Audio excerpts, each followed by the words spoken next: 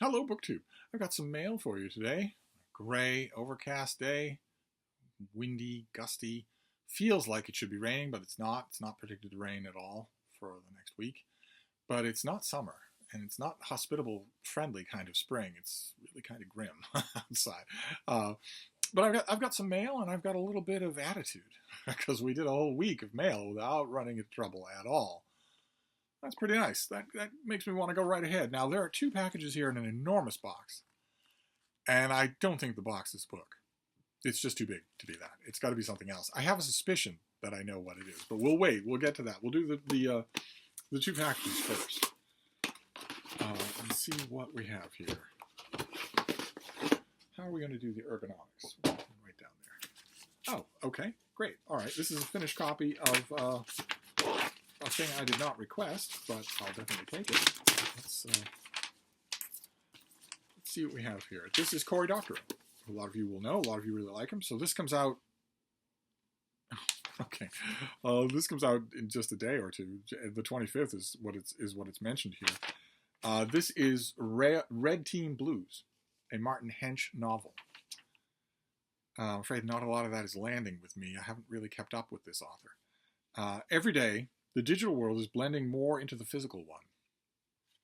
The actions of millions of people can be boiled down to lines of binary code, hackers trading in information, cryptocurrency being laundered, and governments further infringing on the digital privacy of their citizens. Best-selling author Cory Doctorow's specialty has always been weaving technological sci-fi together with the thrill of high-stakes cybertech story in a world that mirrors our own. And this latest book is no exception. Let's see here.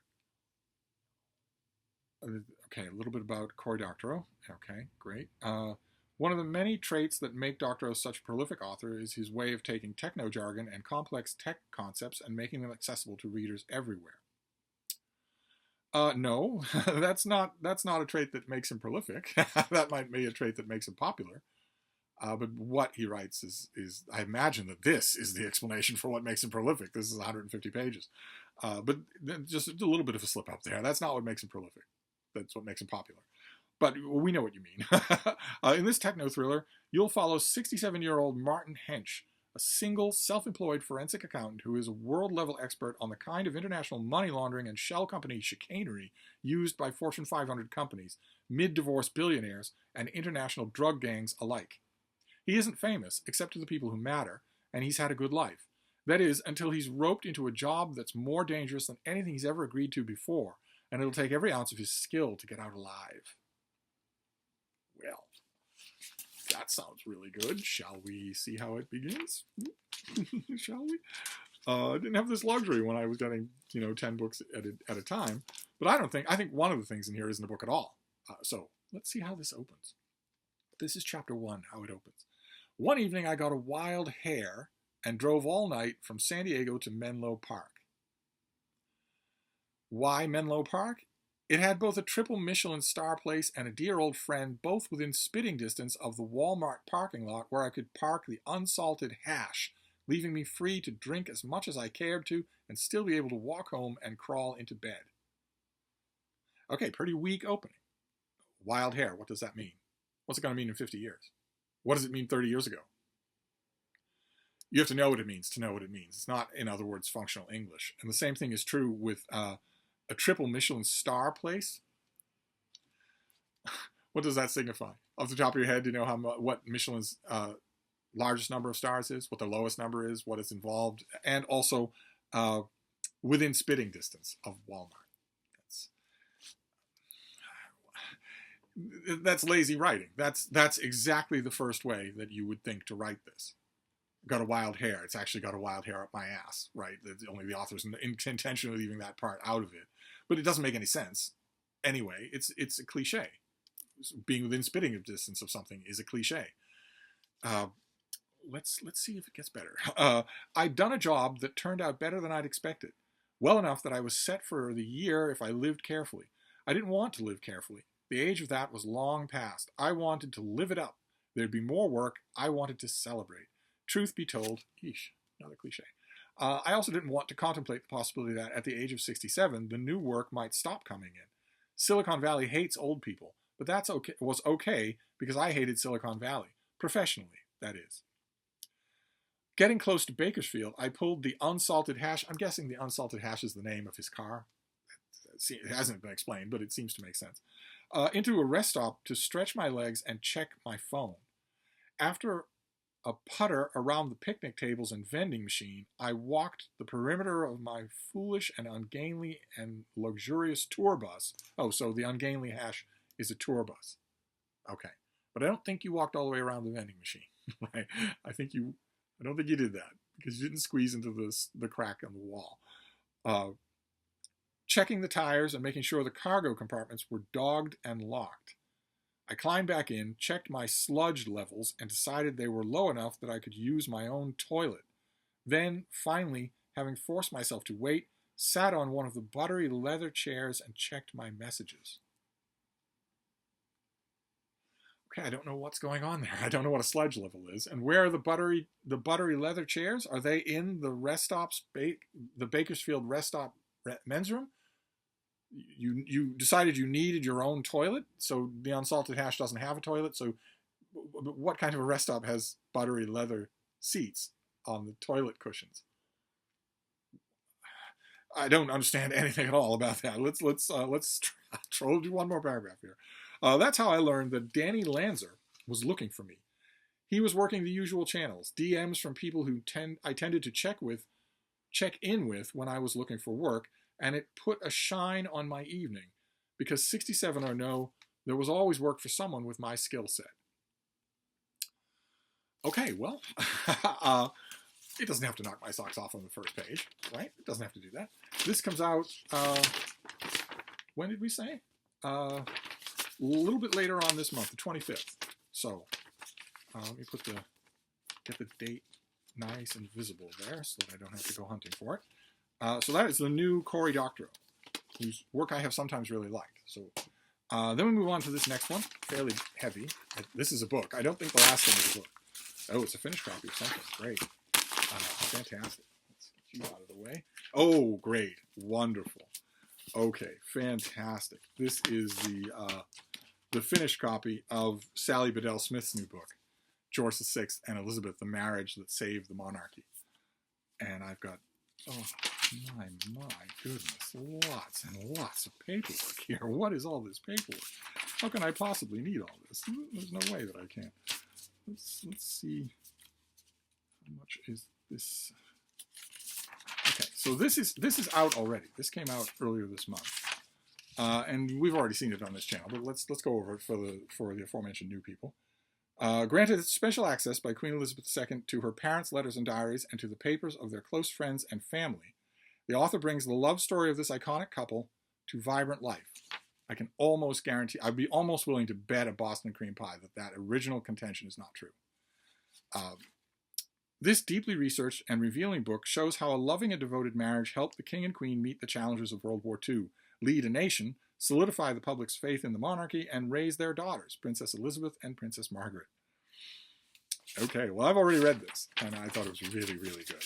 Now, no new ground, so I don't know what that business is about, unfettered access to private memoirs and letters and whatnot, but an absolutely terrific, a must-have for those of you who are out there who, you probably notice, like I do, that there's an enormous flow of House of Windsor books, and you're wondering which of them are good and which of them are bad. This one is really good. This one is worth your time, as this author tends to be. Even her biography of Prince Charles. I wonder if... oh, look at the end pages. Fantastic. There's We Four. I wonder if this has lots of blurbs. Probably not. No, it doesn't. Okay, it just has blurbs from some of her previous work. She's usually worth reading, and this one really is. And then we'll deal with this this last thing, which is an enormous box. It's huge, and I don't think it's a book. I think I know what this is. I think I was warned that this was coming. Let's see if I'm right. Oh, I am right. One of you responded to the ongoing melodrama of my bag saga by telling me that you had a bag that you don't use anymore and that you would be happy to send, which is a first. That's never happened before. And I thought it was just so remarkably generous. I mean, a secondhand bag. I hesitated for a minute. In my head, I hesitated for a minute because I don't want anybody to go to the bother of sending me something if I'm not going to be able to use it. And a secondhand bag, that's not likely. But the person insisted. They said the bag was really nice and that they didn't mind. The sender didn't mind. So if you're watching, I got this. So let's see what we have. We did a wonderful job packing it. Oh my God. Oh, if you're watching this, what were you thinking? Oh, this is not a secondhand bag. This is absolutely gorgeous. Why on earth would you send this to me? This had to be mind-bogglingly expensive. Are you honestly telling me you don't use this thing? Oh, okay. Well, this is incredible. It's a leather bag with these. Look at that's got to be brass. These brass fixtures here. The seams are riveted in place there. Look at how gorgeous this is. This is probably keychains. Oh, look at this.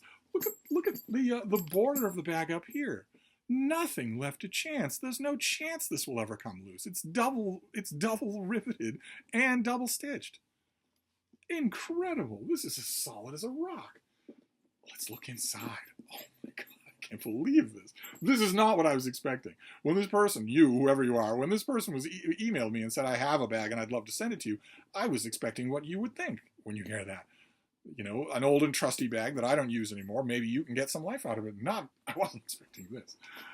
Oh my. Oh. Look at how beautiful this is. Good Lord. Look at that. Oh. This, what have we got here? This still has wrappings on the interior fixtures. Oh, this is double and triple bolted everywhere inside. This won't fall apart in 100,000 years. And then what's this? Leather preservative. There's a can of leather preservative in here. I wouldn't have the first idea about how to use this, but I imagine there are instructional guidelines online. I should set that aside because I don't think I want to. I don't want to lose it. Definitely. Oh my God, this is just beautiful. Good Lord, this is as solid as a rock. Well, well, thank you, thank you very much. That seems very anemic a thing to say when receiving something as gorgeous as this. This is beautiful. It has a lot of the features that I tell myself if I find a bag for $1 or free. I tell myself there are a lot of features that I'm going to Frankenstein right off it that I know that I don't want. For instance, it has an interior divider, this thing here that divides the interior space. And it also has a briefcase handle, but I wouldn't dream of touching this thing. This is a work of art, an absolute work of art. Unbelievable, just unbelievable. Does it have a manufacturer's name or something like that? No, I don't see one. Oh, okay. Well, that was a surprise. All right, somebody sent me a bag. Quite the bag. I think it's considerably more uptown than I am myself. Thank you so much. This thing has got to be expensive. No one should be sending me expensive things, that's for sure. But, wow. Okay, well, I'm talking about Bag Tuesday. All right, so we have two books. The new Cory Doctorow and the new Sally Bedell Smith, one of which is definitely a recommend. If you're interested in royal biography, I definitely recommend it. So we have two new books and also a bag, a gorgeous, heavy mail bag. It's just incredible, just incredible. It's going to be a joy to use. I just can't imagine that the sender wasn't using it. But anyway, that is the mail for today. We're going to barrel on into the mail tomorrow if there is any. Like we cannot be stopped. Fantastic. So I'm going to wrap this up, but I'll be back. Thank you, BookTube. And thank you to the sender of that incredible bag. Good Lord.